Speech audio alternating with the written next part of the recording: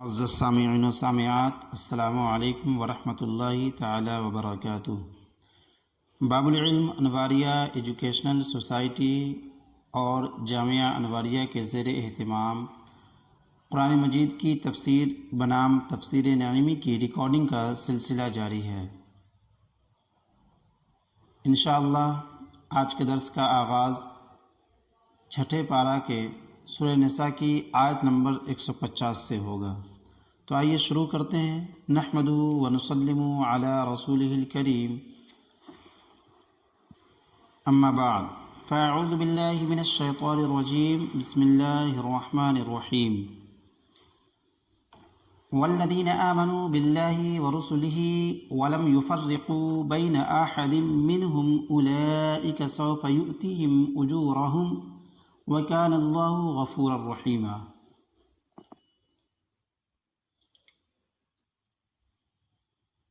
اور وہ لوگ جو ایمان لائے اللہ اور رسولوں پر اس کے، اور نہ جدائی کی درمیان کسی کے،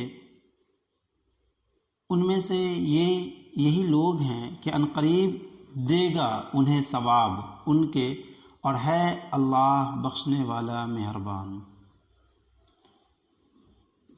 ایک دوسرے طریقے سے ترجمہ سنیں۔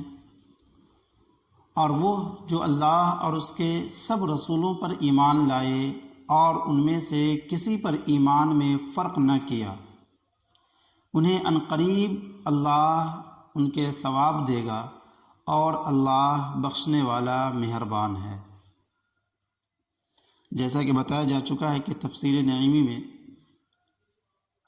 مفتی احمد یار خان نعیمی علیہ الرحمہ دو طریقے سے ترجمہ کرتے ہیں، ایک لفظ بائی لفظ کا، پھر ایک ترتیب کے ساتھ۔ اب اس آیت کریمہ کا پچھلی آیت کریمہ سے کیا تعلق ہے، اس تعلق کو، اس ربط کو دیکھیں۔ تعلق اس آیت کا پچھلی آیتوں سے چند طرح تعلق ہے، یعنی لگاؤ ہے، ربط ہے۔ پہلا تعلق، پچھلی آیتوں میں کفار اور ان کی وجہ کفر کا تفصیلی بیان تھا۔ اب مومنوں اور ایمان کا تفصیلی بیان ہے، تاکہ لوگ گزشتہ یعنی پچھلے عیبوں سے بچیں اور یہ صفات اختیار کریں۔ گزشتہ عیوب یعنی کفر کے جو صفت ہے، کفر کے جو عیوب ہیں، کفر جیسے کفر ایک عیب ہی ہے، تو اس طرح کے عیوب سے بچیں اور یہ صفات یعنی ایمان کی صفت کو اختیار کریں۔ مہربان طبیب بیمار کو پرہیز کی چیزیں بھی بتاتا ہے کہ فلاں چیز نہ کھانا، اور نہ کھانے کی، اور کھانے کی غذائیں، دوائیں بھی بتاتا ہے کہ علاج کی تکمیل ان دو چیزوں سے ہی ہوتی ہے۔ تکمیل یعنی مکمل، پورا۔ چونکہ علاج میں پرہیز پہلے ہے، پرہیز یعنی بچنا، دوا بعد میں، لہٰذا یہاں کفر پہلے بیان ہوا، یعنی بچانے کی لوگوں کو اللہ تبارک و تعالیٰ اپنے خاص بندوں کو کفر سے بچنے کی پہلے ترغیب دے رہا ہے۔ گویا کہ جس طریقے سے ڈاکٹر اپنے مریضوں کو پہلے پرہیز بتاتا ہے کہ تم ان چیزوں سے بچو، تو اسی لیے اللہ تبارک و تعالیٰ نے یہاں پہلے کفر بیان کیا اور کہا کہ یہ سب چیزیں بری ہیں، اس سے بچو۔ ایمان اب بیان ہو رہا ہے، اور یہ کیا ہے، تمہارے لیے فائدہ مند ہے، یہ دوا ہے، یہ اچھی چیز ہے، اگر تم یہ اختیار کر لو تو پھر تم کامیاب ہو جاؤ گے۔ جیسے کہ انسان ایک ڈاکٹر کے مطابق جو دوا دیتا ہے اور وہ کھاتا ہے تو پھر وہ صحت مند ہو جاتا ہے اور اچھا ہو جاتا ہے، زندگی جلد فنا ہونے سے بچ جاتا ہے۔ دوسرا تعلق، پچھلی آیت میں کفار پر اظہار غضب تھا، یعنی ناراضگی تھی، اب ان پر اظہار کرم ہے۔ اظہار کرم یعنی رحمت و شفقت، کہ اگر یہ لوگ ایسے عقیدے اختیار کر لیں تو ہم ان کے سب گناہ بخش دیں گے۔ پچھلی آیت کریمہ میں اظہار غضب تھا، تو اللہ تبارک و تعالیٰ جو کافر ہے اس پر غضب فرمائے گا، اس سے ناراض ہوگا، اور اب اس پر اظہار رحم و کرم ہے، وہ اس طور پر کہ جب وہ ایمان لے آئے گا، اللہ اور اس کے رسول کو مان لے گا، تو اس کے تمام گناہ کو بخش دے گا، جو حالت کفر میں اس نے گناہ کیے تھے اس گناہ کو بھی اللہ تبارک و تعالی بخش دے گا۔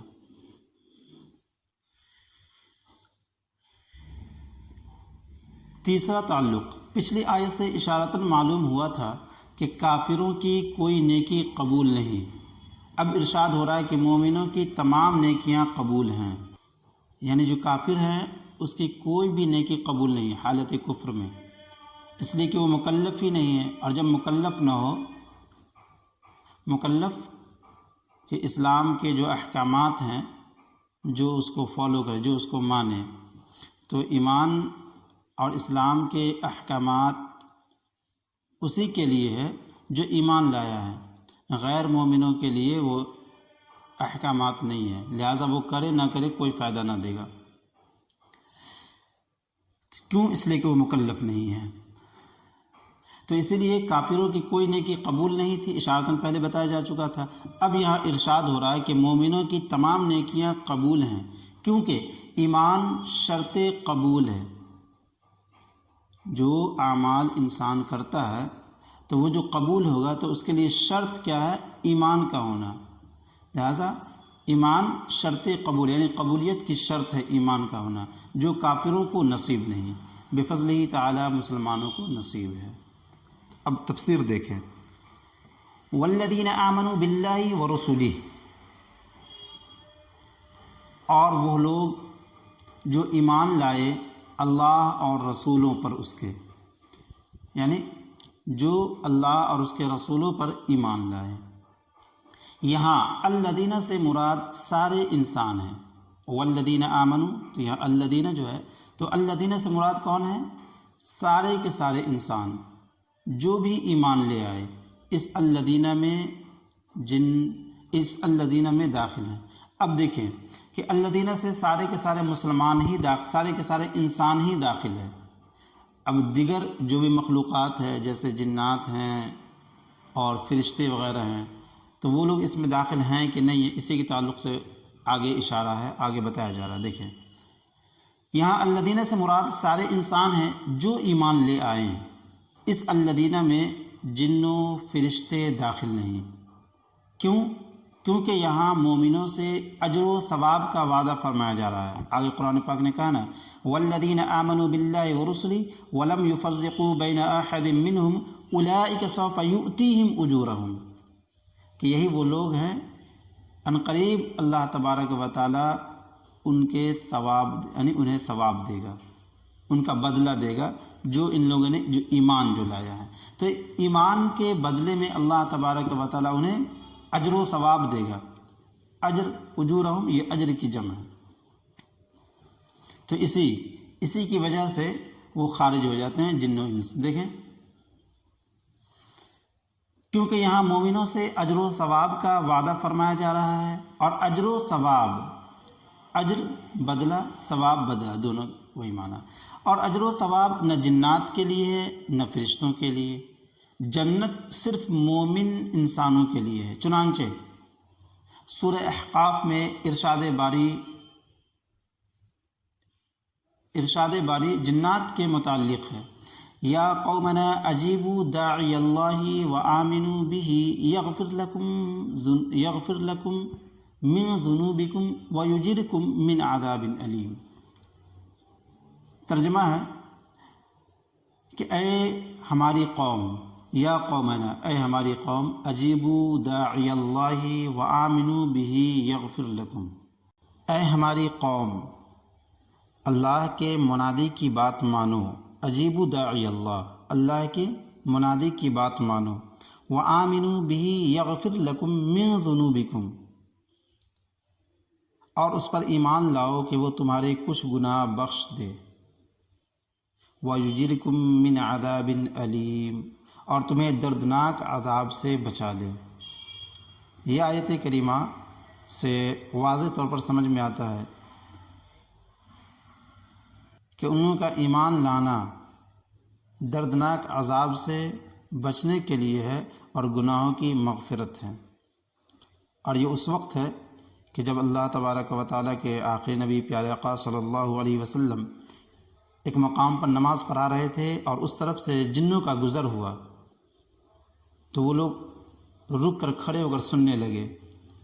اس کے بعد پھر وہ سردار تھا جنوں کا، وہ اپنی قوم کی طرف گیا اور دعوت و تبلیغ دی اور یہی کہا، یا قومنا اجیبوا داعی اللہ وآمنوا به یغفر لکم من ذنوبکم ویجرکم من عذاب علیم۔ معلوم ہوا کہ جنات کو ایمان قبول کرنے کا بدلہ صرف یہ ملے گا کہ ان کے گناہوں کو معافی ہو جائے گی اور دردناک عذاب سے نجات۔ چونکہ اللہ رسول پر ایمان کے ضمن میں تمام ایمانیات پر ایمان لانا بھی شامل ہے۔ ضمن کا مطلب ہوتا ہے بشمول، اندر، اسی کے ماتحت کچھ تذکرہ کر دینا، ذکر آ جانا۔ چونکہ اللہ رسول پر ایمان کے ضمن میں، یعنی اللہ رسول پر ایمان لانا گویا کہ تمام ایمانیت پر ایمان لانا، چونکہ اللہ رسول پر ایمان کے ضمن میں تمام ایمانیات پر ایمان لانا بھی شامل ہے، اس لیے صرف اس کا ذکر فرمایا گیا، جیسا کہ گزشتہ عبارت میں ذکر ہوا، والذین آمنوا باللہ ورسلہ، اور وہ لوگ جو ایمان لائے اللہ اور اس کے رسول پر۔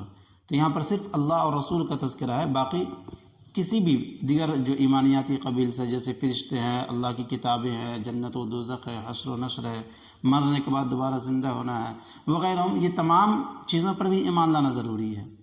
تو ان کا تذکرہ نہ ہو کر کے صرف اللہ اور اس کے رسول پر ایمان لانے کا تذکرہ ہوا۔ اسی تعلق سے صاحب مفسر فرما رہے ہیں کہ چونکہ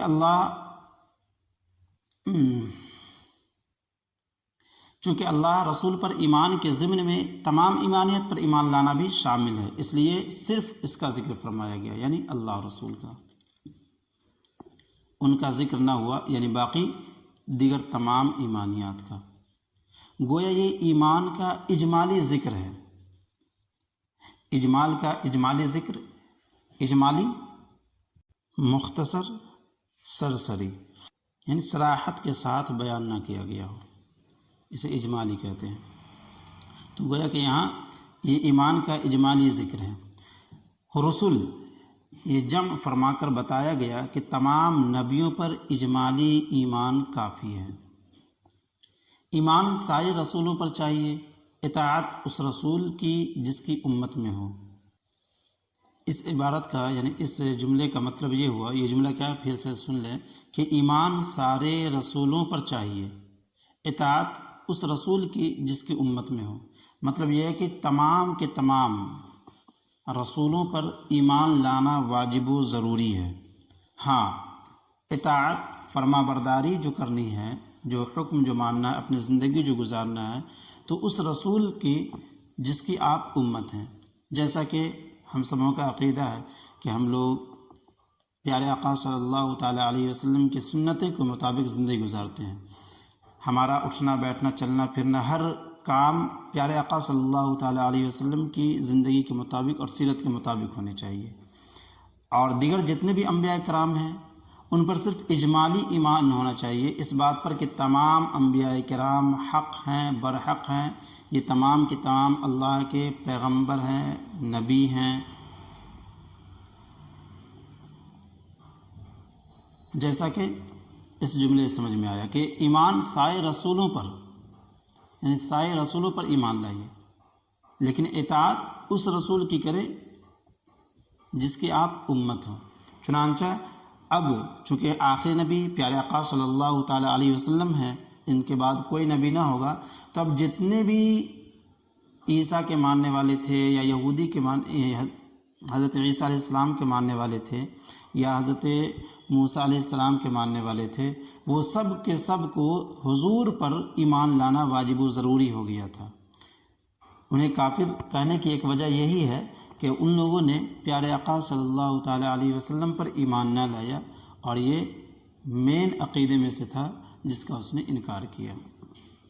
تو پیارے آقا صلی اللہ اپنے وہ نبی کو بھی مانتا، حضرت عیسیٰ کو بھی، حضرت موسیٰ کو بھی، لیکن ساتھ ساتھ حضور کو بھی مانتا اور ان کی اتباع کرتا۔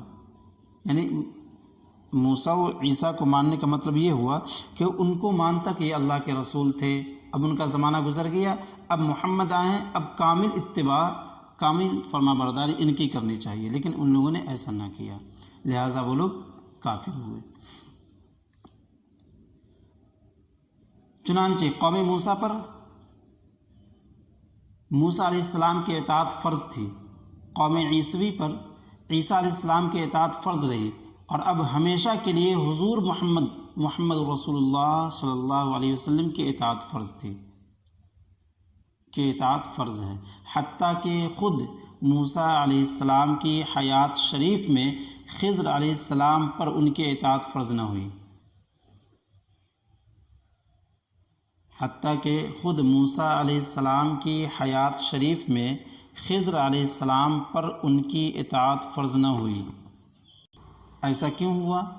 حالانکہ دونوں کا زمانہ ایک تھا، تو اس کی وجہ بتا رہے ہیں۔ دیکھیں، آپ نے موسیٰ علیہ السلام کی ہمراہی میں وہ کام کیے جو توریت شریف کے خلاف تھے۔ کیوں؟ اس لیے کہ حضرت خضر علیہ السلام آپ کی امت میں نہ تھے۔ دیکھیں جملہ، کیونکہ حضرت خضر علیہ السلام اسرائیلی نہ تھے۔ اسرائیلی یعنی بنی اسرائیل، جو حضرت یعقوب علیہ السلام کی قوم کو جو کہا جاتا ہے، اور اسی خاندان میں حضرت موسیٰ علیہ السلام۔ تو حضرت خضر علیہ السلام اسرائیلی نہ تھے۔ خیال رہے کہ نبوت کے منسوخ ہو جانے سے اس نبی کی اطاعت ختم ہو جاتی ہے، جیسا کہ ہمارے نبی صلی اللہ تعالی علیہ وسلم کے آ جانے کے بعد تمام نبی کی نبوت منسوخ ہو گئی۔ چنانچہ اب پیارے آقا صلی اللہ تعالی علیہ وسلم کی اطاعت واجب ہے، اور ان نبی کی اطاعت ختم ہو گئی جو ہمارے نبی سے پہلے تھے۔ ان پر ایمان لانا اسی طرح واجب ہے، یعنی کہ ہاں اب ان کی نبوت ختم ہو گئی، اور ان کے پر ایمان لانے کا مطلب صرف اور صرف یہ ہے کہ آپ انہیں صرف مانتے رہیں کہ ہاں وہ ایک نبی ہیں۔ اور اب اس جملے پر کہ اس جو نبی تھے، جو آخری نبی آئے، اب ان کا زمانہ آ گیا، تو جو نبی پہلے تھے ان کی نبوت کا زمانہ ختم ہو گیا، اس پر ایمان لانا ضروری اور واجب ہے۔ وَلَمْ يُفَرِّقُوا بَيْنَ أَحَدٍ مِّنْهُمْ، اگرچہ یہ مضمون آمنوا باللہ ورسلہ، قرآن پاک میں ابھی پہلی آیت جو میں نے پڑھا والذین آمنوا باللہ ورسلہ، اسی کی تعلق، اگرچہ یہ مضمون، یعنی کون سا مضمون؟ وَلَمْ يُفَرِّقُوا بَيْنَ أَحَدٍ مِّنْهُمْ، اگرچہ یہ مضمون آمنوا باللہ ورسلہ میں آ گیا تھا، مگر اس کی اہمیت دکھانے کے لیے اسے علیحدہ بیان فرمایا گیا۔ اب کیسے آ گیا؟ غور کریں۔ ترجمہ، اور وہ لوگ جو اللہ اور اس کے رسول پر ایمان لائے، جو لوگ اللہ اور اس کے رسول پر ایمان لائے، تو اللہ اور اس کے رسول پر ایمان جب لے آئے گا تو یقینی طور پر اللہ اور اس کے رسول کے درمیان کوئی فرق نہیں کرے گا۔ یہ نہیں کرے گا کہ ہم اس اللہ کو مانتے ہیں رسول کو نہیں مانتے، یا رسول کو مانتے ہیں اللہ کو نہیں مانتے، یا یہ کہ ہم رسولوں میں فرق کرتے ہیں کہ ہم بعض رسول کو مانیں گے، بعض رسول کو نہیں مانیں گے۔ جب یہ کہا گیا والذین آمنوا باللہ ورسلہ، کہ اور وہ لوگ جو ایمان لائے اللہ اور اس کے رسولوں پر، تو یہ خود بخود ایمان ثابت ہو گیا کہ تمام رسول اور اللہ پر ایمان لے آیا، تو اب فرق کرے گا ہی نہیں، اس لیے کہ فرق کرے گا تو پھر وہ مانا کہا، ایمان ہی نہیں لایا۔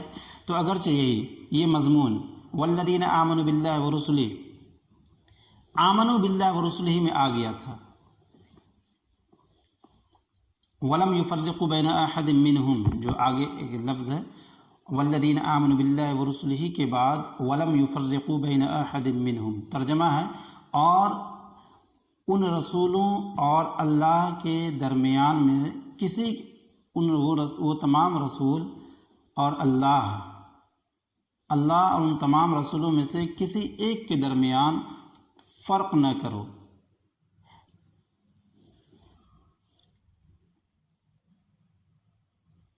اسی چیز کو سمجھا رہے ہیں کہ اگرچہ یہ مضمون آمنوا باللہ ورسلہ میں آ گیا تھا، مگر اس کی اہمیت دکھانے کے لیے اسے علیحدہ بیان فرمایا گیا. جیسے الگ بیان کرنے کا، اصل نو بیان کرنے کا مقصد اور مطلب یہ تھا کہ تاکید ہو جائے، مؤکد کرنا تھا، زور دینا تھا. منہم کا مرجع اللہ تعالی اور رسول سب ہی ہیں. ولم یفرقوا بین احد منہم، منہم میں جو ہم ضمیر ہے، ہم یعنی جمع غائب کے لیے آتا ہے. تو منہم کا جو مرجع ہے، آخر منہم سے کون مراد ہے؟ ولم یفرقوا، اور ان میں سے اور فرق نہ کرو، یا ولم یفرقوا اور فرق نہ کیا، بین احد منہم ان میں سے کسی پر، ان میں سے کسی پر، یہ ترجمہ ہے. تو ان میں سے کسی پر، ان میں سے کن میں سے، یعنی کن میں ہم فرق نہ کریں. تو یہی بتانا چاہ رہے ہیں کہ منہم کا مرجع اللہ تعالی اور رسول سبھی ہیں، یعنی تمام رسولوں میں ایک دوسرے میں فرق نہ کریں، ساتھ ساتھ یہ بھی کہ اللہ اور رسول کے درمیان فرق نہ کریں، یہ مطلب ہے. اس کی تفسیر وہ آیت ہے جو ابھی گزر گئی، اس کی تفسیر وہ آیت جو ابھی گزر گئی، یعنی والذین آمنوا باللہ ورسلہ، کہ تمام پر، یعنی اللہ اور اس کے تمام رسولوں پر ایمان لانا ہے. اور تمام رسل اور اللہ، یعنی اللہ اور ان کے تمام رسل میں کسی کے مابین، کسی کے درمیان فرق نہیں کرنا ہے.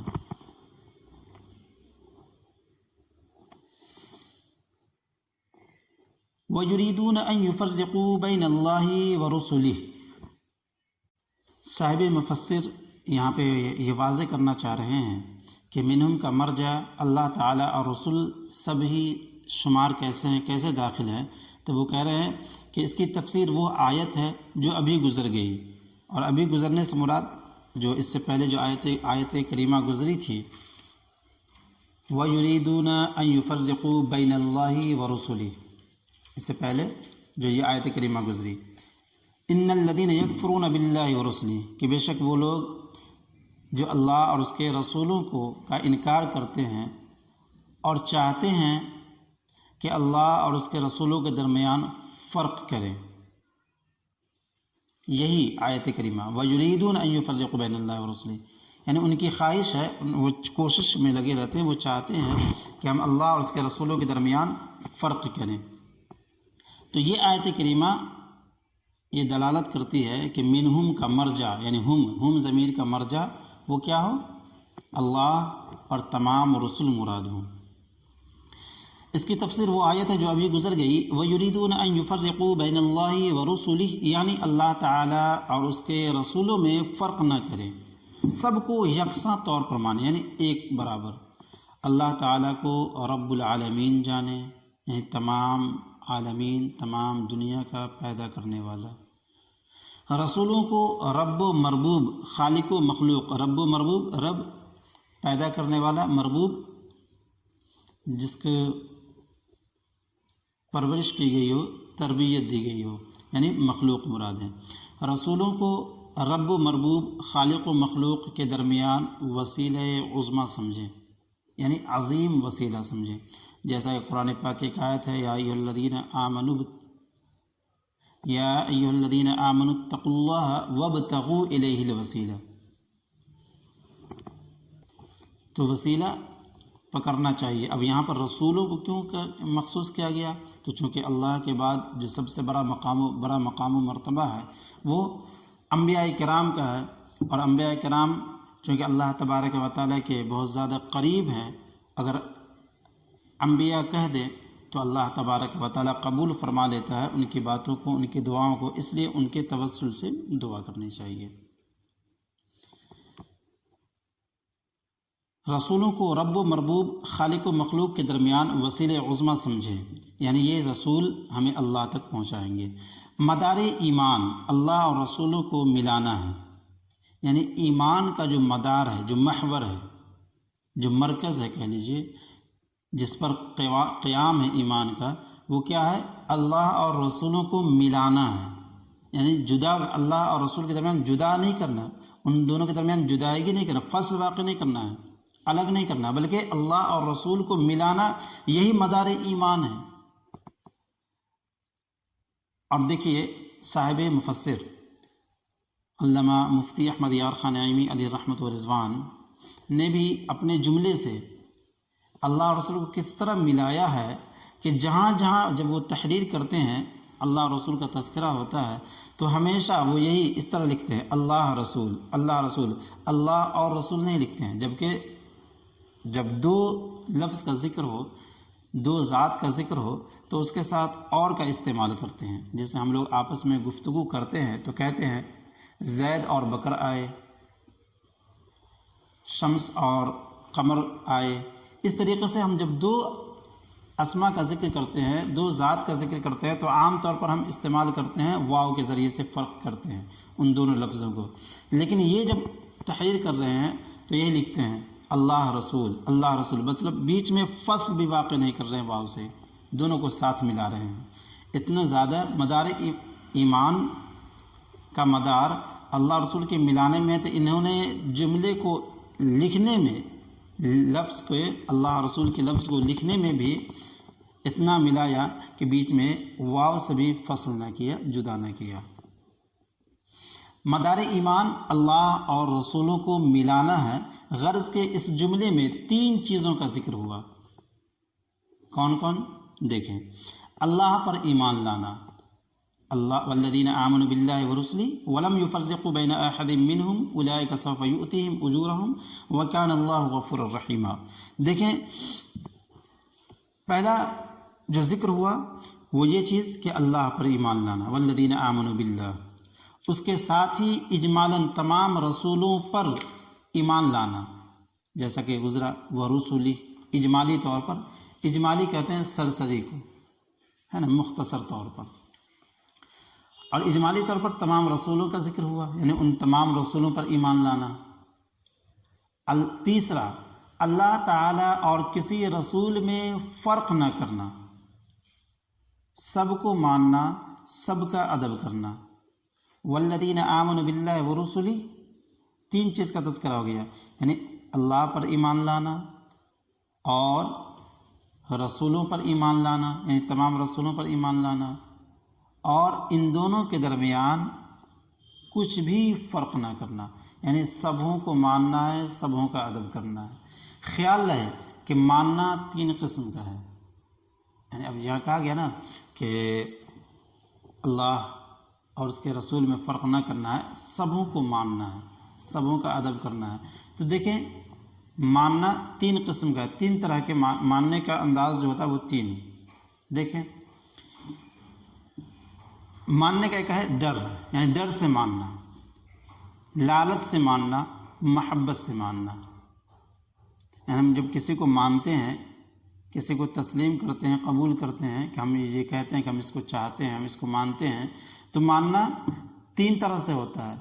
پہلا، ہم کسی کو مانتے ہیں اس وجہ سے کہ ہم اس سے ڈرتے ہیں، اس لیے ہم اس کو مانتے ہیں کہ تو وہ مجھے تکلیف نہ دے۔ دوسرا، لالچ سے، اس امید پر ہم اسے مانتے ہیں کہ وہ ہمیں تھوڑا بہت رقم عطا کرتا رہے، ہمیں کچھ کھانے پینے کے لیے دیتا رہے، تو لالچ سے ماننا۔ تیسرا کیا ہے؟ محبت سے ماننا، یعنی نہ ہی ڈر ہے نہ ہی لالچ ہے، بلکہ قلبی لگاؤ ہے، دل سے ہم اسے اچھا چاہتے ہیں، وہ صفتی اعتبار سے، کرداری اعتبار سے، عملی اعتبار سے وہ نیک انسان ہے، نیک چیز ہے، یا جو بھی ہے ہم اسے دل سے چاہتے ہیں، تو محبت سے ماننا۔ ایمان نام ہے محبت سے ماننے کا، ایمان نام ہے محبت سے ماننے کا۔ ہر نبی سے محبت ایمان کی جان ہے، ماننے، محبت کرنے، ادب کرنے میں نبیوں میں فرق نہ کرے۔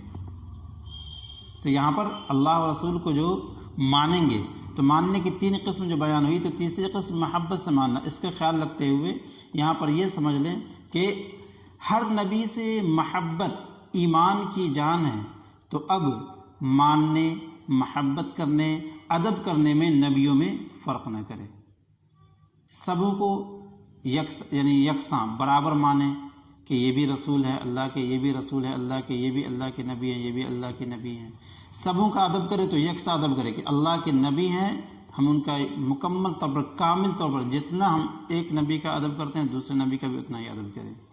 اسی طریقے سے ان دونوں کے ادب میں، محبت میں، ماننے میں بالکل فرق نہ کریں۔ اولئک سوف یؤتیہم اجورہم،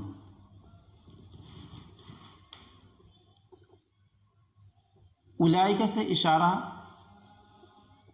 الذین مذکورہ کی طرف ہے۔ اولئک سوف یؤتیہم اجورہم، یہی وہ لوگ ہیں جنہیں ان کا بدلہ عطا کیا جائے گا، انہیں ان کا بدلہ دیا جائے گا، ایمان لانے کا بدلہ، جو انہوں نے ایمان لایا اس کا بدلہ دیا جائے گا۔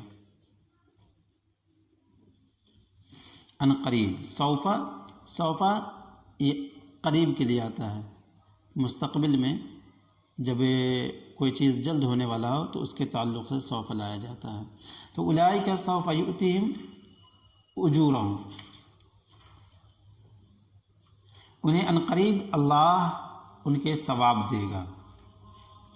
تو یہاں پر جو اولئک آیا ہے تو اولئک سے اشارہ کس کی طرف ہے کہ کنہیں اللہ تبارک و تعالی ان کے اعمال کا انہیں صلہ دے گا، بدلہ دے گا، تو کہا گیا کہ الذین، یعنی الذین کی طرف اشارہ ہے، یعنی وہ لوگ جو ایمان لائے، وہ لوگ جو ایمان لائے اللہ اور اس کے رسولوں پر اور کچھ بھی فرق نہ کیا ان لوگوں کے درمیان، تو ایسے لوگوں کو اللہ تبارک و تعالی بدلہ عطا فرمائے گا۔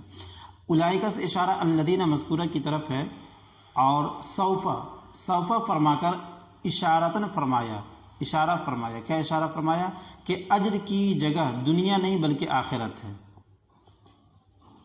دنیا نہیں بلکہ آخرت ہے، اور آخرت بہت قریب ہے،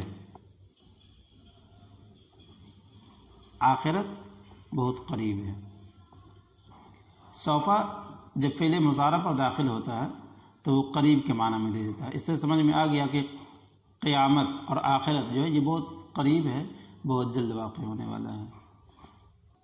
حکومتیں اپنے نوکروں سے زیادہ وقت کام کراتی ہیں، تھوڑی مدت پینشن دیتی ہیں، چنانچہ بڑھاپے میں ریٹائر کرتی ہیں، مگر رب تعالی ہم سے بہت تھوڑی مدت یعنی 30-40 سال کام لیتا ہے، برزخ کے ہزاروں سال آرام دیتا ہے، پھر بعد قیامت ابد الآباد یعنی ہمیشہ ہمیش ابد الآباد تک انعام دے گا، اس لیے سوف ارشاد ہوا۔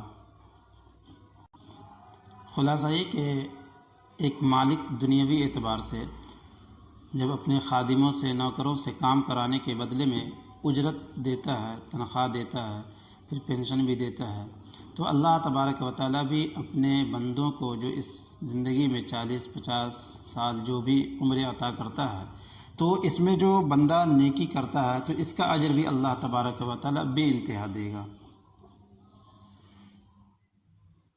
برزخ کے ہزاروں سال آرام دیتا ہے، پھر بعد قیامت ابد الآباد تک انعام دے گا، مطلب یہ کہ بہت زیادہ انعام دے گا، اس لیے سوف ارشاد ہوا۔ اجور سے مراد یا تو تمام نیکیوں کے ثواب ہیں، اجور آیا نا، اولئک سوف یؤتیہم اجورہم، یہ اجور اجر کی جمع ہے، اجر کا معنی ہوتا ہے بدلہ۔ اجور سے کیا مراد ہے؟ اجور سے مراد یا تو تمام نیکیوں کے ثواب ہیں، یعنی جتنے بھی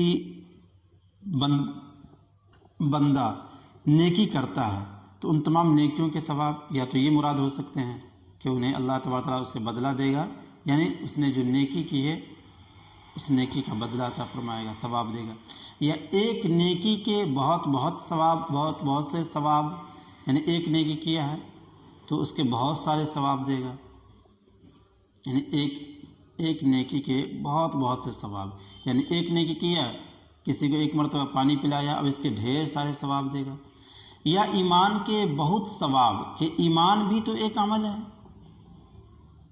یعنی ایمان کے بہت ثواب، یعنی ایمان جیسے ہی بندہ لے آیا تو اس کے بہت سارے ثواب دے گا. کیوں کہ ایمان بھی تو ایک عمل ہے، یعنی ایمان لانا یہ بھی ایک عمل ہے، یہ بھی ایک کام ہے، بلکہ دوسرے اعمال کی جڑ ہے.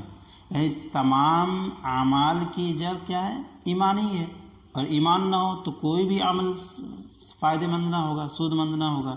لہٰذا ایمان کی یہ جڑ ہی ہے، دوسرے اعمال کی یہ جڑ ہے. لہٰذا ممکن ہے کہ یہ ایمان لانے کے بدلے میں اسے ثواب عطا کیا جائے.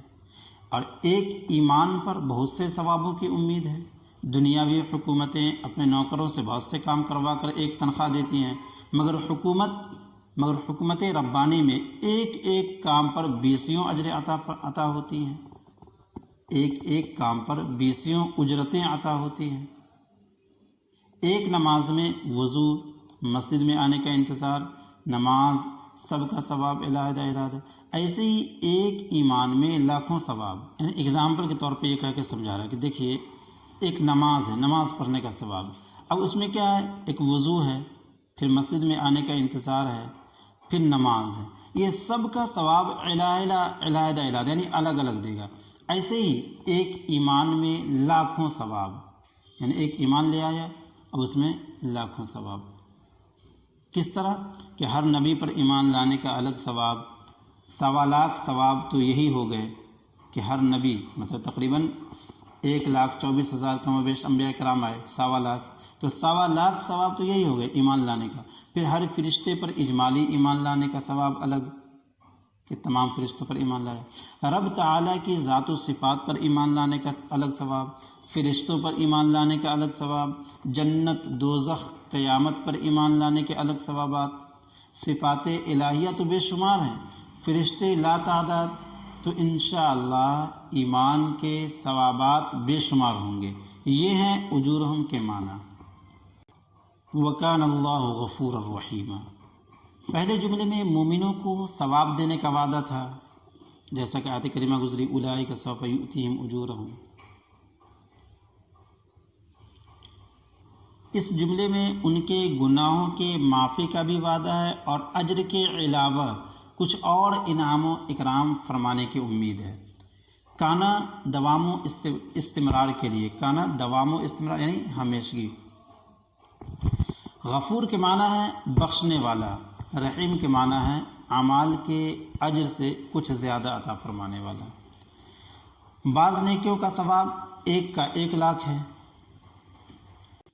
جیسے کعبۃ اللہ کے اندر نیکی کرنا، 1 نیکی کیجیے 1 لاکھ ثواب پائیے. تو بعض نیکیوں کا ثواب 1 لاکھ ہے. ایک ثواب تو اصل نیکی کا اجر یعنی بدلہ ہے، اور 99,999 عطیہ شاہانہ رحم خسروانہ کے طور سے. یہ شاہانہ اور خسروانہ یعنی جو بادشاہ حضرات اپنے شان کے مطابق یعنی بادشاہی طریقے سے جو عطیہ ہوتا ہے اس طریقے سے اللہ تبارک و تعالی بادشاہی انداز میں عطیہ عطا فرمائے گا. کتنا عطیہ عطا فرمائے گا؟ 99,999. اور یہ حد محدود نہیں، مطلب وہ تو لا تعداد عطا کر سکتا ہے. یہ تو بیان ہوا ہے تو وہ بیان کیا جا رہا ہے، وگرنہ وہ تو اس کے پاس کس چیز کی کمی ہے. بے انتہا نعمتیں، وہ جتنا چاہے عطا کر دے. تو ایک ثواب تو اصل نیکی کا اجر، اور 99,999 عطیہ شاہانہ رحم خسروانہ کے طور سے یعنی بادشاہی انداز سے. یا جنت میں بعض نعمتیں بطور اجر عطا فرمانے والا، جیسے وہاں کے حور و قصور یعنی بطور نعمت اللہ تبارک و تعالیٰ بھی بطور اجر نعمتیں عطا فرمائے گا. اور وہ نعمت کیا ہوگی؟ حور و قصور یعنی حور ایک مخلوق ہے جو بہت ہی خوبصورت ہے. اللہ تبارک و تعالیٰ نے اسے مومن کے لیے جنت میں مخصوص طور پر اسے بنایا ہے، پیدا کیا ہے. یعنی خوبصورت عورت جسے کے حصے کو، جس کے جسم کو دیکھے تو ایک طرف سے نظر دیکھے تو دوسری طرف تک نظر چلی جائے. یعنی اللہ تبارک و تعالیٰ اسے بڑی خوبصورت طریقے سے پیدا فرمایا ہے. تو یہ بطور انعام، بطور نعمت بطور اجر کہہ لیجیے اللہ تبارک و تعالی مومن بندوں کو عطا فرمائے گا۔ قصور یہ قصر کی جمع ہے، محل۔ اور بعض نعمتیں محض اپنے کرم سے دینے والا، محض اپنے کرم یعنی صرف اپنے کرم سے دینے والا، جیسے اپنا دیدار یعنی اپنا جلوہ دکھانا، اللہ تبارک و تعالیٰ کی زیارت، اپنا دیدار اور حضور صلی اللہ تعالیٰ علیہ وسلم سے قرب وغیرہ یعنی قریب ہونا، یا آخرت میں نیکیوں کا ثواب عطا فرمانے والا اور دنیا میں نیک کاموں کو بطور کرم و رحم، نعمتیں، برکتیں اور عزتیں، راحتیں عطا فرمانے والا۔ غرض کے غفور الرحیمہ کی 3 تفسیریں ہیں اور ہر تفسیر بہت ہی جامع۔ اس مختصر سی آیت میں ایمان اور جزائے ایمان کا بہت مکمل بیان ہے۔ اس آخری جملے میں یہ 2 باتیں قابل توجہ، ایک یہ کہ صاحب مفسر کہتے ہیں کہ غرض کے غفور الرحیمہ کی 3 تفسیریں ہیں، وہ 3 تفسیر کیا ہے، اور ہر تفسیر بہت ہی جامع یہ فرما رہے ہیں، تو وہ 3 تفسیر کیا ہے، تو 3 تفسیر غور کریں۔ پہلی تفسیر کیا ہے غفور الرحیمہ کی، کہ گناہوں کے معافی کا وعدہ ہے۔ نمبر 1 کیا ہے، 3 تفسیر میں سے پہلی تفسیر کیا ہے کہ اللہ تبارک و تعالی اپنے بندوں کے گناہوں کے معاف کرنے کا وعدہ فرما رہا ہے، وکان اللہ غفور الرحیمہ، کہ اور اللہ تبارک و تعالی بہت زیادہ بخشنے والا، رحم کرنے والا ہے۔ تو ایک تفسیر تو یہ ہوئی کہ اللہ تبارک و تعالی اپنے بندوں کے گناہوں کی معافی چاہتا ہے اور اس کو معاف فرمائے گا۔ دوسری تفسیر، جتنا اعمال بندہ کیا ہے تو اس کے جو اجر دیا جائے گا اس سے بڑھ کر کے عطا کرنا، جو شایان شان ہے، یعنی ایک بادشاہی طریقے پر جو عطا کیا جاتا ہے اس طریقے پر عطا کرنا، یعنی اللہ بندے نے جو اعمال کیے ہیں اس کا جو اجر ہوتا ہے اس سے بڑھ کر کے عطا کرنا، یہ دوسری تفسیر ہوئی۔ اور تیسری تفسیر کہ وہ اللہ تبارک و تعالی اپنا دیدار اور حضور صلی اللہ تعالی علیہ وسلم کا قرب حاصل ہو جائے گا، اس بندے کو اللہ تبارک و تعالی کا جہاں دیدار ہوگا وہیں حضور صلی اللہ تعالی علیہ وسلم کے ساتھ نصیب ہوگا، یعنی اس کے قریب ہوگا، حضور صلی اللہ تعالی علیہ وسلم کے قریب ہوگا۔ اور ساتھ ہی ساتھ یہی نہیں بلکہ آخرت میں نیکیوں کا اسے ثواب بھی عطا فرمائے گا، اور ساتھ ہی ساتھ آخرت میں تو نیکیوں کا بدلہ عطا فرمائے گا ہی، دنیا میں اسے بطور کرم و رحم اس کے کاموں میں، اس کے اعمال میں نعمتیں، برکتیں اور عزتیں، راحتیں بھی عطا فرمائے گا۔ یہ 3 تفسیریں ہوئی۔ اس کے بعد دوسری چیز یہ بیان کی گئی تھی کہ اس مختصر سی آیت میں ایمان اور جزائے ایمان کا بہت مکمل بیان ہے، بہت مکمل یعنی پورا بیان ہے۔ کس طور پر؟ تو دیکھیں آیت میں آیا والذین آمنوا باللہ ورسلہ، ایمان کی بات ہو گئی کہ اور وہ لوگ جو اللہ اور اس کے تمام رسولوں پر ایمان لائے۔ تو ایمان کیا ہے؟ اللہ اور رسول پر ایمان لانا، اللہ اور رسولوں پر ایمان لانا۔ چونکہ یہ بات بھی بتائی جا چکی ہے کہ اللہ اور رسول پر ایمان لانا یہ اجمالی بیان ہے، اور یہ اجمالی بیان یہ ضمناً تمام ایمانیات کو شامل ہے۔ اللہ اور اس کے رسولوں پر ایمان لانا یہ ایسی چیز ہے کہ ضمناً اس میں تمام ایمانیات خود بخود شامل ہو جاتی ہیں۔ تو ایمان کا اس میں بیان ہے، اس مختصر سی آیت میں جہاں ایمان کے تعلق سے بتا دیا گیا کہ ایمان کیا ہے، تو اللہ اور اس کے رسولوں پر ایمان لانا یہ ایمان ہے، اور اسی ضمن میں تمام ایمانیات بھی شامل ہے۔ اور جزائے ایمان اولئک سوف یؤتیہم اجورہم وکان اللہ غفورا رحیما، تو جزائے ایمان کیا، یعنی ایمان جو کوئی بندہ لائے گا تو اس کی جزا کیا ہے، اس کا بدلہ کیا ہے، تو اللہ تبارک و تعالیٰ اسے اجر عظیم عطا فرمائے گا، اسے بہت ڈھیر سارے ثواب اور بدلہ عطا فرمائے گا۔ تو یہ ایمان کا ہی بیان ہو گیا اس مختصر سی آیت میں، اور ایمان کا بدلہ بھی، اور مکمل وضاحت کے ساتھ، اس لیے کہا گیا کہ مکمل بیان ہے۔ خلاصہ تفسیر، اس آیت کریمہ میں ہمارے متعلق 3 اعمال کا ذکر ہے اور 3 جزاؤں کا منہم تک 3 عمل ہیں۔ اس آیت کریمہ میں ہمارے متعلق 3 اعمال کا ذکر ہے، یعنی 3 اعمال، اور 3 جزاؤں کا۔ اعمال یہ عمل کی جمع ہے، یعنی اسلام کے احکام میں کسی حکم کو کرنا یہ عمل کہلاتا ہے۔ تو 3 اعمال کا ذکر ہے، اور ساتھ ہی ساتھ 3 اعمال کے مقابلے میں 3 جزا یعنی 3 بدلے کا بھی ذکر ہے۔ اور وہ 3 اعمال کہاں تک ہے؟ منہم تک 3 عمل ہیں۔ اور وہ 3 عمل کیا ہے؟ کہ اللہ پر ایمان لانا، اس کے رسولوں پر ایمان لانا، اور ان میں کسی میں فرق نہ کرنا، یہ 3 عمل ہوئے۔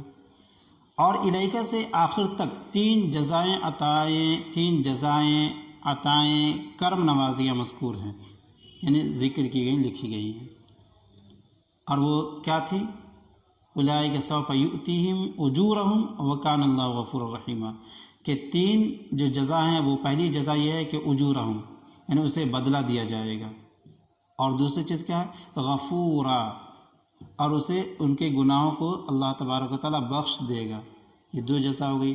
تیسری جزا رحیمہ، وہ رحم کرنے والا ہے، مطلب یہ ہے کہ اسے اس کے عمل سے، اس نے جو عمل کیا اس سے زیادہ اسے عطا فرمائے گا، بخش دے گا گناہ، پھر اس کے بعد اس نے جو عمل کیا ہے، اس سے بندے نے جو عمل کیا ہے اس سے بڑھ کر کے وہ عطا کرے گا۔ تو یہ 3 جزا ہے۔ دیکھیں،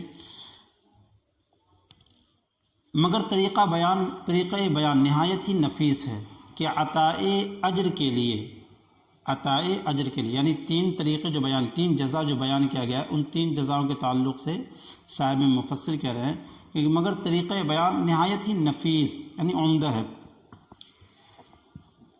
کہ عطائے اجر کے لیے یعنی بدلہ دینے کے لیے، عطائے اجر کے لیے تو صراحتاً وعدہ فرمایا، یعنی واضح طور پر صراحتاً وعدہ فرمایا، اور وہ کیا تھا؟ سوف یؤتیہم اجورہم، صراحتاً وعدہ ہے نا کہ ہم اسے دیں گے، سوف یؤتیہم کہ ہم انہیں عطا کریں گے۔ اور معافی گناہ عطائے انعام کے لیے اپنی 2 صفتوں کا ذکر فرمایا، یعنی عطائے اجر کے لیے تو صراحتاً وعدہ فرمایا سوف یؤتیہم کہ ہم انہیں بدلہ عطا کریں گے، عطائے اجر یعنی بدلہ عطا کرنے کے لیے صراحتاً وعدہ فرمایا سوف یؤتیہم کہ ہم اسے عطا کریں گے۔ اور معافی گناہ عطائے انعام کے لیے اپنی 2 صفتوں کا ذکر فرمایا کہ ہم غفور بھی ہیں، بخشنے کے عادی، یعنی ہماری عادت ہی ہے بخشنے کے عادی، اور ہم رحیم بھی ہیں، اور ہم رحیم بھی عمل سے زیادہ عطا فرمانے والے۔ چنانچہ ارشاد فرمایا، اے لوگو تم اللہ رسول میں فرق و جدائی سمجھنے والوں کا انجام تو سن چکے کہ جو اللہ اور اس کے رسول کے درمیان فرق کرتے ہیں تو اس کو کیا ہے؟ اللہ تبارک و تعالیٰ نے کیا فرمایا؟ وَأَعْتَدْنَا لِلْكَافِرِينَ عَذَابًا مُهِينًا، کہ دردناک عذاب اللہ تبارک و تعالیٰ اس کو تیار کر رکھا ہے۔ تو جس نے انکار کیا اس کا انجام تو تم سن چکے، اب خوش نصیب مومنوں کا انجام و درجات بھی سنو، جو لوگ اللہ تعالیٰ اور اس کے تمام رسولوں پر ایمان لائے، از آدم علیہ السلام تا حضور محمد مصطفیٰ صلی اللہ علیہ وسلم، یعنی حضرت آدم علیہ السلام سے پیارے آقا صلی اللہ تعالیٰ علیہ وسلم تک جو تمام رسولوں پر ایمان لائے، مگر اس طرح ایمان لائے کہ اللہ تعالیٰ اور اس کے رسولوں میں جدائی نہ کی، یعنی فرق نہ کیا، سب کو ایمان میں ملا دیا، خواہ ان رسولوں کے نام و تعداد و حالات معلوم ہوں یا نہ ہوں۔ یہی وہ خوش نصیب لوگ ہیں جنہیں عنقریب آخرت میں ان کے نیک اعمال کے ثواب بھی ملیں گے، یا خود ایمان پر بہت سے ثواب ملیں گے، یا ایک نیکی کے بہت ثواب ملیں گے۔ اللہ تعالیٰ بخشنے والا بھی ہے، مہربان و رحیم و کریم بھی، لہذا ان کے سارے گناہ بخش دے گا، اور انہیں اعمال کے ثواب کے علاوہ دنیا و آخرت میں اپنے کرم سے بہت کچھ اور بھی عطا فرمائے گا۔ اس کی عطا ان کے وہم و گمان سے ورا ہوگی، وہم و گمان یعنی اس کے خیال میں بھی نہیں آ سکتی، ورا یعنی بہت دور، اور ایسی دوری ہوگی کہ اسے اس کے ذہن و فکر میں، اس کے گمان میں آ ہی نہیں سکتا ہے، اتنا زیادہ اللہ تبارک و تعالیٰ کا انعام اور اس کا کرم ہوگا۔ خلاصہ کہ جو بھی اللہ تبارک و تعالیٰ اور اس کے رسولوں پر ایمان لایا، ان کے درمیان تفریق نہ کی، تو اللہ تبارک و تعالیٰ بے انتہا اسے اجر و ثواب دے گا، اور اس کے گناہوں کو بخشنے کے ساتھ ساتھ اس پر مزید انعام و اکرام فرمائے گا، اور یہ انعام و اکرام دنیا میں بھی ہوگا اور جنت میں، آخرت میں بھی۔ فائدے، اس آیت کریمہ سے چند فائدے حاصل ہوئے۔ پہلا فائدہ، ایمان کی اصل اللہ تعالیٰ اور اس کے سارے نبیوں کو ماننا ہے کہ باقی ارکان ایمان، قیامت وغیرہ کو مان لینا، باقی ارکان ایمان یعنی قیامت وغیرہ کو مان لینا، سب کچھ اس میں داخل ہے۔ یہ فائدہ آمنوا باللہ ورسلہ سے حاصل ہوا، جیسا کہ اس پر تفصیلی بحث گزر چکی ہے۔ جو کوئی کسی رکن ایمانی کا انکار کر دے وہ اللہ رسول پر صحیح طور سے ایمان نہ لایا کہ ان کے فرمان کو غلط سمجھا۔ دوسرا فائدہ، سارے نبیوں پر ایمان لانا، انہیں برحق سمجھنا یعنی حق پر ضروری ہے، اگرچہ اب اطاعت صرف حضور ہی کی ہے۔ یہ فائدہ ورسلہ جمع کثرت فرمانے سے حاصل ہوا۔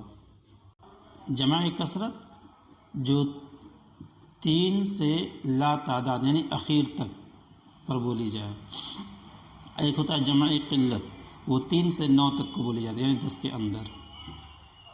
تو دوسرے فائدے میں یہ بتایا گیا کہ دوسرا فائدہ یہ ہوا کہ تمام انبیاء پر ایمان لانا، انہیں برحق جاننا یہ ضروری ہے، اگرچہ صرف اور صرف اب حضور صلی اللہ تعالیٰ علیہ وسلم کی ہی اطاعت کرنی باقی رہ گئی ہے، انہی کی اطاعت کرنی ہے، باقی کسی دوسرے نبی کی اطاعت نہیں کرنی ہے۔ اور یہ فائدہ جو حاصل ہوا ہے ورسلہ جمع لانے سے ہوا ہے، یعنی والذین آمنوا باللہ ورسلہ، رسل جو جمع لایا گیا جمع کثرت۔ تیسرا فائدہ ایمان کی جان ہے، ایمان کی جان ہے اللہ رسول کو ملانا، اللہ رسول کو ملانا یہ کیا ہے؟ ایمان کی جان ہے، ان میں فرق نہ کرنا، یعنی جہاں اللہ رسول کو ملانا ہے وہیں ان میں فرق نہ کرنا ہے۔ ساتھ ساتھ یہ بھی یاد رکھیں یہ کیا ہے؟ ایمان کی جان ہے۔ دیکھو رب تعالیٰ نے یہاں ایمان کے ساتھ خصوصیت سے اس کا ذکر فرمایا کہ وَلَمْ يُفَرِّقُوا بَيْنَ أَحَدٍ مِّنْهُمْ۔ یہ آیت کریمہ لانے کا مطلب یہ تھا کہ بالکلیہ تم رسولوں کے درمیان کسی کو فرق نہ کرنا۔ اگر ایسا ہوتا کہ فرق کرنا مقصود ہوتا تو اللہ تبارک و تعالی کبھی بھی وَلَمْ يُفَرِّقُوا بَيْنَ أَحَدٍ مِّنْهُمْ نہیں لاتا۔ وَالَّذِينَ آمَنُوا بِاللَّهِ وَرُسُلِهِ یعنی اللہ پر اور اس کے تمام رسولوں پر ایمان لیا، اتنا کہہ دینے سے بات ختم ہو جاتی، تمام رسولوں پر ایمان نہ لایا جاتا، تمام رسولوں کے درمیان فرق نہ کرنا، یہ سمجھ میں آ جاتی تھی بات۔ لیکن تاکید کر کے یہ بتا دیا کہ ہرگز تم نہ ہی اللہ اور رسول کے درمیان فرق کرنا اور نہ ہی رسولوں کو آپس میں ایک دوسرے کے ساتھ فرق کرنا، بلکہ تمام کو ماننے میں، تمام پر ایمان لانے میں برابری اور یکساں برتنا۔ چوتھا فائدہ، اللہ رسول کے لیے ایک ضمیر استعمال کرنا شرعاً جائز ہے۔ اللہ رسول کے لیے ایک ضمیر پرونون، جیسے اولئک، جیسے ہوا، ہما، ہم، ہیا، ہما، ہن، اس طرح یہ سب جو ہے ضمیر کہلاتی ہیں۔ دیکھو اب وہ مثال سے بیان فرما رہے ہیں، بین احد منہم میں ہم ضمیر اللہ تعالی اور رسولوں سب کی طرف لوٹ رہی ہیں۔ اسی طرح اللہ رسول کے لیے ایک صیغے کا استعمال جائز ہے۔ رب تعالیٰ فرماتا ہے اغناہم اللہ ورسولہ من فضلہ، کہ انہیں اللہ رسول نے اپنے فضل سے غنی کر دیا یعنی بے نیاز کر دیا۔ اور فرماتا ہے ما آتاہم اللہ ورسولہ، جو انہیں اللہ رسول نے اپنے فضل سے دیا۔ اور فرماتا ہے وَسَيَرَى اللَّهُ عَمَلَكُمْ وَرَسُولُهُ، تمہارے اعمال اللہ رسول دیکھیں گے۔ اور فرماتا ہے وَاللَّهُ وَرَسُولُهُ أَحَقُّ أَن يُرْضُوهُ، اللہ رسول اس کے زیادہ مستحق ہیں کہ اسے راضی کرے۔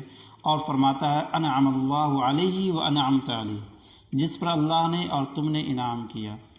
دیکھو ان آیات میں یعنی جتنے بھی آیات کریمہ گزری ان میں اغنا، سیارہ، سیارہ یعنی وہی سیر اللہ و سیر اللہ عملکم گزرا، وہی اغنا یعنی اغناہم اللہ و رسولہ، تو اسی طرف اشارہ کر کے بتا رہے ہیں کہ اغنا، سیارہ، انعما وغیرہ سے ایک ایک ہیں، مگر ان کا فاعل اللہ تعالیٰ بھی ہے اور رسول صلی اللہ علیہ وسلم بھی، لہٰذا یہ کہہ سکتے ہیں کہ ہم کو اللہ رسول نے ایمان دیا، اللہ رسول کے فضل و کرم سے ہم دین و دنیا کی نعمتیں پاتے ہیں وغیرہ وغیرہ، اس طرح کے جملے ہم کہہ سکتے ہیں، اور یہ فائدے سے بھرپور ہیں اور کسی طرح کا اس میں کوئی کفریہ کلمہ نہیں ہے، نہ کسی طرح کی خرابی ہے۔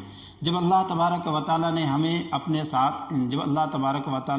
ساتھ رسولوں کو ملایا، جیسا کہ ان آیات سے سمجھ میں آیا، تو پھر ہم کون ہوتے ہیں ملانے والے؟ لہٰذا کسی معاملے میں اگر ہم یہ کہیں کہ اللہ رسول بہتر جانتا ہے، اللہ رسول کی توفیق ہے ہمارے ساتھ، اللہ رسول کا ہمارے ساتھ خصوصی کرم ہے، کہہ سکتے ہیں اور یہ جائز ہے۔ پانچواں فائدہ، اللہ تعالیٰ صرف ایمان پر بھی بہت سی قسم کے ثواب عطا فرمائے گا، یعنی صرف اور صرف ایمان قبول کرنے کے وجہ سے، یعنی کسی نے ایمان قبول کر لیا تو اسی پر اللہ تبارک و تعالیٰ اس کے بدلے میں اس کے جزا کے طور پر بہت سارا ڈھیر سارا ثواب عطا فرمائے گا، جیسا کہ اجورہم کی ایک تفسیر سے معلوم ہوا، یعنی اجورہم کی ایک تفسیر سے معلوم ہوا جیسا کہ پیچھے بتایا گیا، اور وہ ایک تفسیر کیا تھی؟ 3 تفسیر بیان کی گئی تھی اجورہم کی۔ پہلی تفسیر یہ تھی کہ اجورہم سے مراد یا تو تمام نیکیوں کا ثواب ہے، یا یہ کہ ایک ایک نیکی کے بہت بہت سے ثواب ہیں، یا جو تیسرا وہی اشارہ اسی طرف ہے، یا ایمان کے بہت ثواب، کہ ایمان بھی تو ایک عمل ہے بلکہ دوسرے اعمال کی جڑ ہے، تو یہ تیسری تفسیر تھی اجورہم کی، اور وہ کیا تھی؟ یعنی ایمان کے بہت ثواب، کہ ایمان بھی تو ایک عمل ہے بلکہ مدار اعمال ہے۔ تو بتانا یہ ہے کہ یہاں پر یعنی اللہ تبارک و تعالیٰ ایمان کے بدلے میں بہت سارا ثواب عطا فرمائے گا، اور یہ اجورہم کی تیسری تفسیر سے معلوم ہوئی۔ چھٹا فائدہ، ایمان کے ساتھ نیکیاں کرنا ثواب کا ذریعہ ہے، ایمان کے ساتھ نیکیاں کرنا ثواب کا ذریعہ ہے، کافر کو نیکی کا ثواب نہیں، جیسا کہ اجورہم کی دوسری تفسیر سے معلوم ہوا۔ ساتواں فائدہ، ایمان لانے کے بعد زمانے کفر کی نیکیوں کا بھی ثواب مل جاتا ہے، کفر کے گناہ مٹ جاتے ہیں، نیکیاں قبول ہو جاتی ہیں، جیسا کہ اجورہم کی تیسری تفسیر سے معلوم ہوا، اور یہ سب باتیں گزر چکی ہیں۔ آٹھواں فائدہ، ایمان لانے پر زمانہ کفر کے سارے گناہ معاف ہو جاتے ہیں، حقوق اللہ ادا کرنے ہوں گے، جیسا کہ غفورن سے معلوم ہوا۔ نواں فائدہ، بندے مومن کو صرف اعمال کی جزا ہی نہ ملے گی بلکہ بہت سے انعام و اکرام بھی عطا ہوں گے، جیسا کہ رحیمن کی تفسیر سے معلوم ہوا، وہ انعام و اکرام بندہ کے فہم و ورع سے ہیں۔ فہم سے ورع ہے یعنی ان کی سمجھ سے کافی دور ہے، ان کی پہنچ سے باہر ہے، ان کی سمجھ سے باہر ہے۔ والحمد للہ رب العالمین۔ اس تفسیر کی اعتراضات اور تفسیر صوفیانہ انشاءاللہ اگلی نشست میں بیان کیا جائے گا۔ السلام علیکم ورحمۃ اللہ وبرکاتہ۔